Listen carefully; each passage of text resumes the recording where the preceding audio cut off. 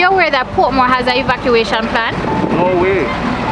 Are you aware that the Portmore City Municipality has installed evacuation route signs across Portmore? No, I did know that. I really did not know about that. Really? But there's one right beside you now.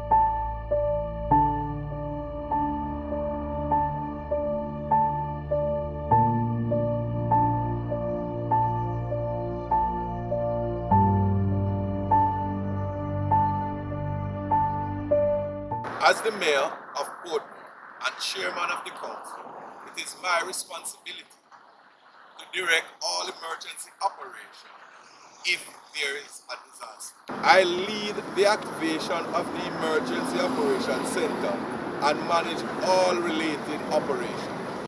The Office of Disaster Preparedness and Emergency Management, ODPEM, developed the Portmore Evacuation Plan in the year 2000. 20 years later, the plan has improved considerably with the reshaping of the plan under the recent ACP EU CDB project. We know that a major hurricane may trigger the evacuation of the Portmore City Municipality. Historically, this area is potentially vulnerable to the impacts associated with storm surges. The Portmore City Municipality has gone a step further in revising the plan to incorporate evacuation planning for tsunamis.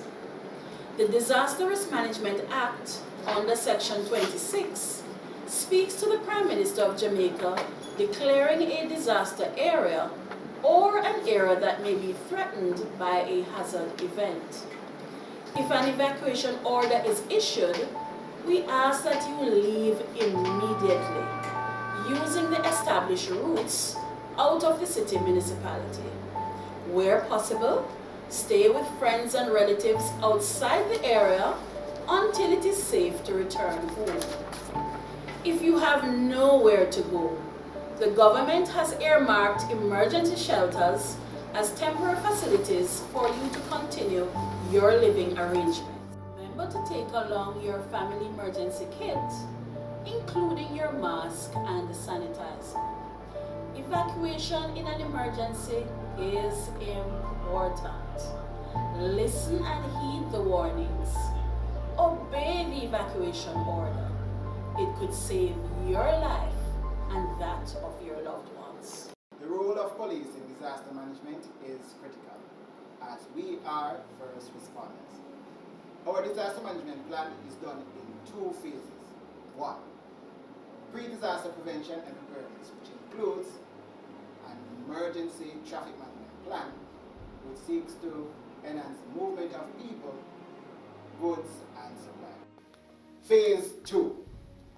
During an actual disaster, our emergency response will be search and rescue. Our trained and equipped members will begin the search and rescue at the earliest opportunity to save lives until the specialized forces arrive. 2. Our traffic management will facilitate the movement of rescue, medical, fire, and other essential services. 3. Crowd management at disaster sites and relief sites.